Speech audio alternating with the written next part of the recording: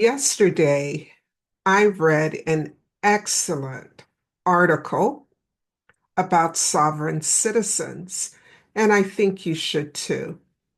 The article is on the National Notary Association's website under their Notary Bulletin section, and the article's title is Be Careful Notarizing Documents Related to Sovereign Citizens.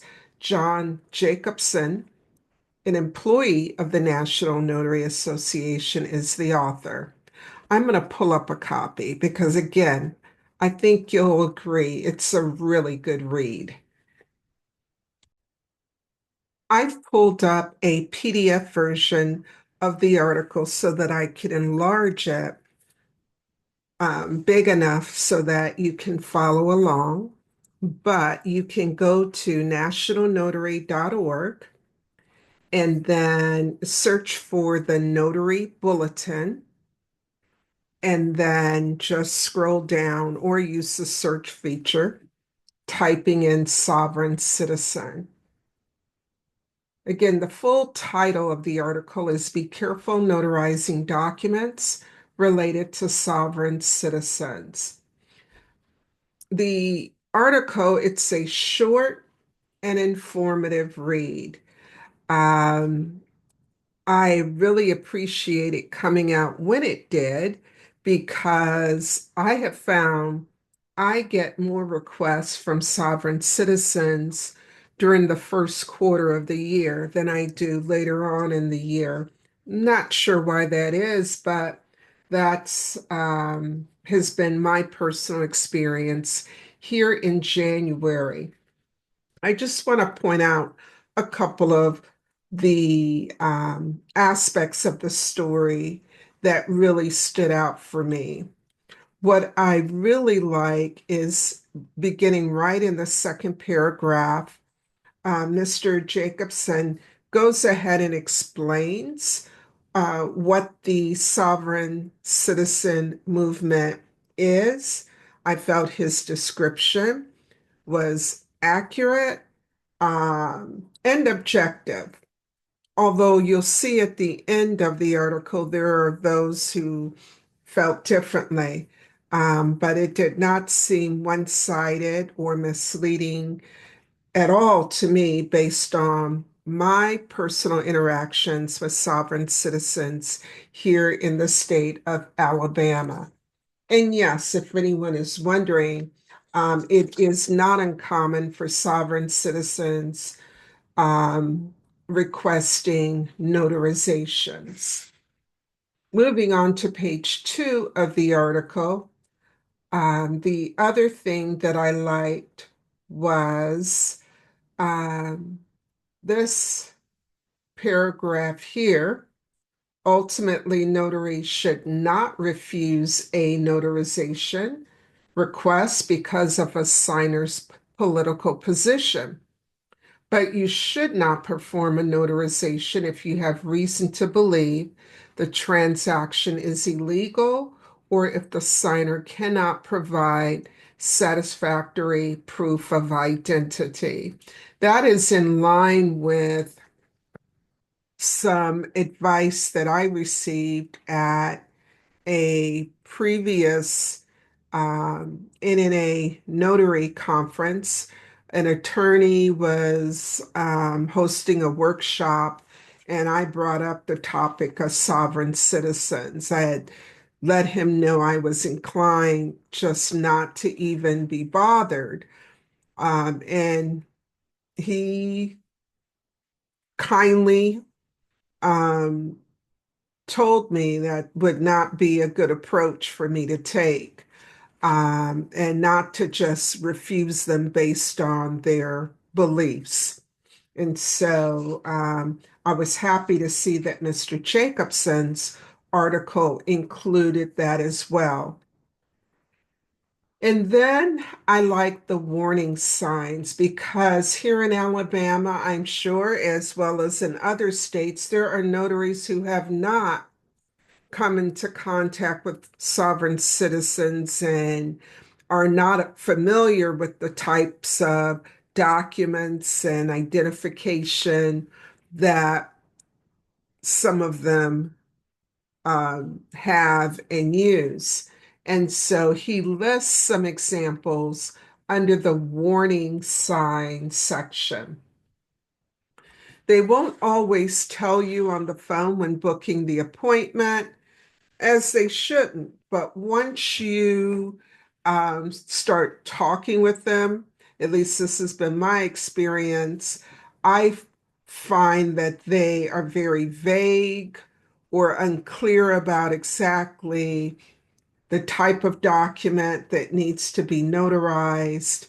Um, it has never been a marriage certificate. It has never been a last will and testament, a power of attorney. It's never been any of the more common documents that we notaries are used to seeing here in Alabama. I would also suggest that you take a look at some YouTube videos. Just search sovereign citizen court cases and you'll be able to see real life court cases where various sovereign citizens are in the courtroom speaking with their lawyer and the judge about whatever reason they are there in the courtroom for. And that will give you another flavor or idea of how some of the conversations can go. As for me personally, I find the conversations to be quite lengthy and a lot of circular type conversations, just really not getting to the point. And then finally, the most important um, paragraph for me is this paragraph at the end where it reads, I'm going to read it. Also, some identification documents presented to notaries by sovereign citizen signers may have official sounding titles, but are not actually issued by a government agency. Examples include a global citizen card, a free state republic ID card, a world passport. Okay, so not a US passport, not a Italy passport, a world passport, or an American national ID. The article goes on to say these IDs are not government issued and should not be accepted to identify the signer. I'm going to stop there, but when you get to the website, feel free to scroll down and you'll start to see comments from different individuals. And take some of those comments with a grain of salt, um, because some of them may not even be notaries, but more importantly, they are speaking on behalf of their home state, and what they can and can't do may differ greatly from what we here in Alabama are able to do. So, what does our notary laws here in Alabama tell us that we can or can't do when being asked to perform notarizations by sovereign citizens? Alabama's notary law does not call out sovereign citizens by name. I went ahead and went to the Alabama Attorney General opinion site because that's a great site to go to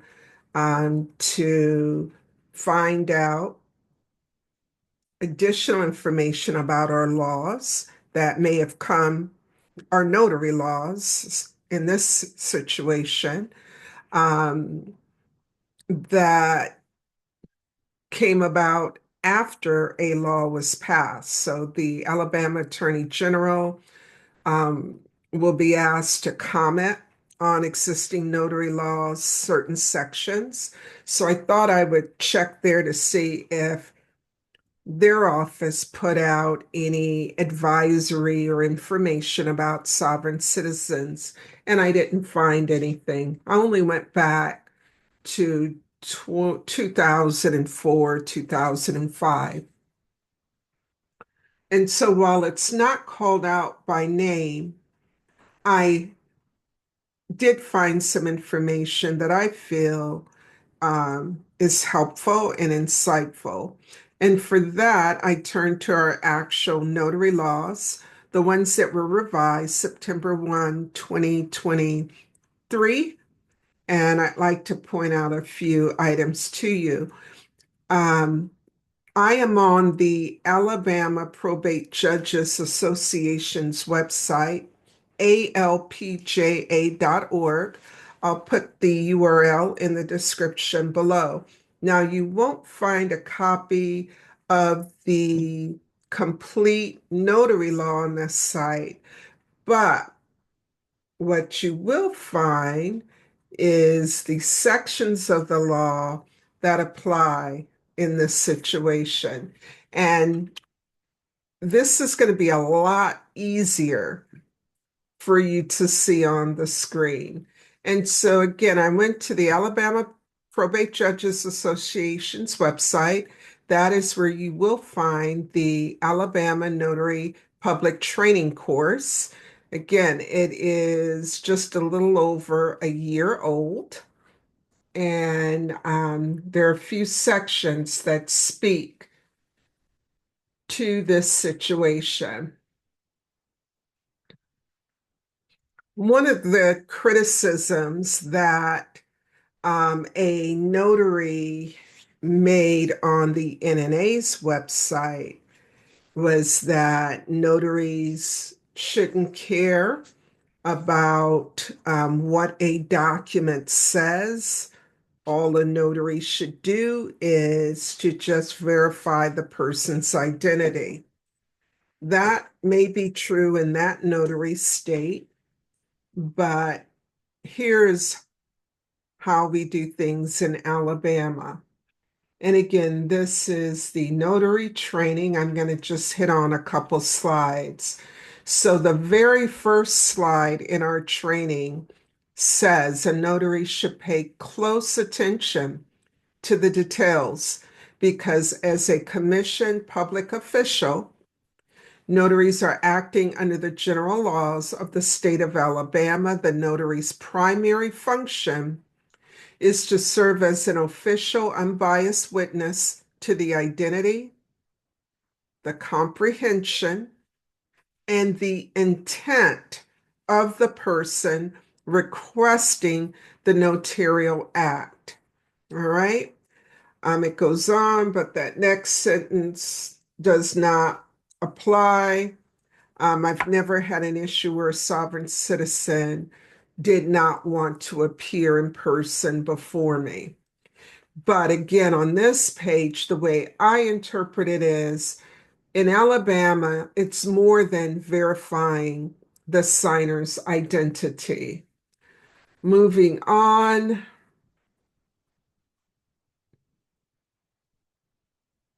this does come up a couple places, so I'm going to read it here. Um, a notary public is under the duty to act honestly, skillfully, and with reasonable diligence. Um, Carelessness or negligence when performing an act can result in the notary being held personally and or criminally responsible for improper, negligent, or fraudulent actions. Okay, give me a moment.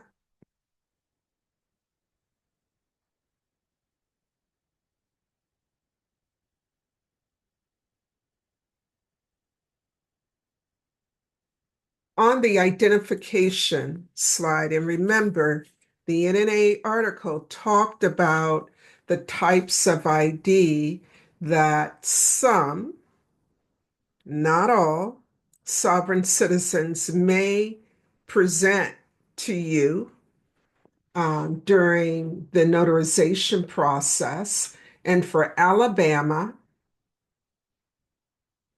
positive identification can be made by any of the following. I'm not going to read I will. Personal knowledge of the identity, presentation of a photo ID issued by a governmental entity or agency, and they give us two examples. But this third bullet, before you complete the notarization, make sure the person signing appears to be competent, has capacity to sign the document, and is signing the document knowingly and voluntarily. You can refuse to perform the notarization if you do not believe the signer meets these requirements. Only allow the person to sign after you positively identify the person signing the document. And so, in my personal experience, this is when I would pause the notarization because when performing the verbal ceremony, which includes administering an oath, which includes asking questions like, are you signing this voluntarily? Can you tell me what you expect to happen or what the purpose of this form is? What's the objective of the form? In my experience, most had difficulty explaining the purpose of the form.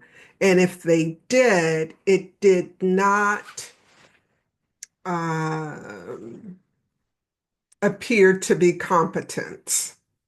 Okay? I was not seeing or hearing competence from the signer. There's one other slide. I hope I am not making you dizzy.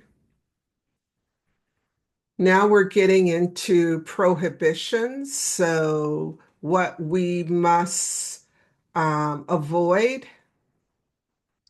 And on this slide for acknowledgement, the second paragraph, a notary should not take an acknowledgement or a verification or proof or administer an oath or an affirmation if the notary reasonably believes it to be false. Once you see the documents, um, it's been my experience, once I see the documents, I mean, these forms look nothing like anything you have ever seen in life. All right. Um, it's not the usual size, 8.5 by 11 or 8.5 by 14. It is way out of scope as far as the typical legal documents. Um, And then, as Mr. Jacobson's article explains, then you get into the red ink, you get into the different verbiage in the document that gives a notary pause. So again, I view that article as being very helpful, especially for newer notaries um, who may not have ever heard of sovereign citizens and have no um, idea of what that term means and what to expect at the appointment. So for these reasons, I will continue to request um, government issue ID as outlined in our notary laws. And I'm going to quickly show you two items that help me accomplish that. Give me just a moment. Whenever I'm sharing my screen, I sometimes don't realize whether I'm on camera or off camera. And so I've learned to just stop and verify before going any further.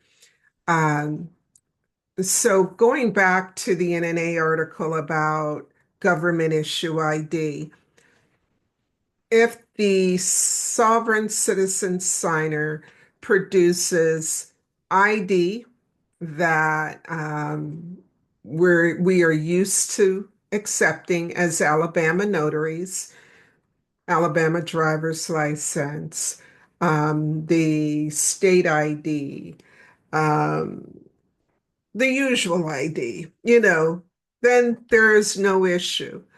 If they produce something different, and that happens by other signers, I turn to these books. Um, this one, you will see international ID cards from different states. And then this one is for here in the United States and Canada. And so it doesn't matter who the signer is. This is my go-to. If it is not there and it's not an ID that I'm familiar with, and then I don't move forward with the notarization. And only, I think, once or twice have I personally known the individual. And in that case, at least one of those cases, I did go ahead and notarize that individual's signature since the ID requirement had been met. I hope you found this information helpful. Again, the article is on the National Notary Association's website.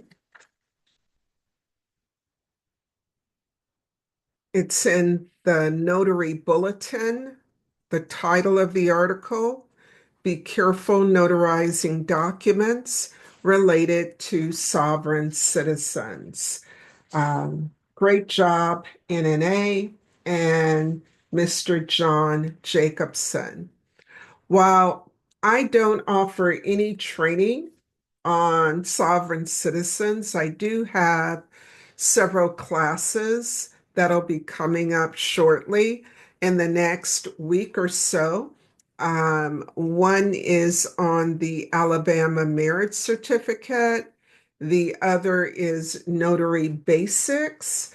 The Notary Basics class is ideal for brand new notaries. You'll learn about how to calculate the notary fee, how to administer oaths or affirmations, the different types of notarial acts that we can perform. And by the way, going back to sovereign citizens, that was another obstacle for me was documents asking me to perform notarial acts that are not outlined in our notary laws. All right. And the notary certificates on the sovereign citizen documents did not comply with Alabama notary laws. So it's a lot to keep your eye on. But going back to training, I've got notary basics training, the Alabama marriage certificate course. This is a form that I feel every notary in the state of Alabama should be familiar with because it's such an important form. that making mistakes could absolutely change a couple's wedding date. And you don't want that to happen and have that fall, um, well, be because of you, be a mistake because of a mistake that you made. And then a third um, training that I'll be doing, it's not truly a training, it's an overview of handling apostilles here in Alabama. And so, if any of these topics, the Alabama Marriage Certificate, Alabama apostilles, notary basics, if either of those three are of interest to you, I want to encourage you to go to my training website, which is trainalabama.com. Trainalabama.com. It will look like this. Just scroll down just a little bit, and that's where you will find classes, webinars. And by the way, you can also download a copy of the notary law that went into effect um, September 2023. And as you can see, I do have several free downloads for notaries. I don't want you to feel that everything on the site has a cost associated with it. And it's also a very convenient place to go for notaries who need to purchase a notary bond or E&O insurance. I think that's it for me in this video. If you have any questions about what was covered in this video, I encourage you to go ahead and put it in the comments below. I do a pretty good job of keeping up with questions and comments, and I'll make sure that I respond. And if you haven't taken a moment yet to subscribe to this YouTube channel, I want to encourage you to do that today. Thanks again for tuning in. I'm sure you've got places to go, people to see, and signatures to notarize. Until next time.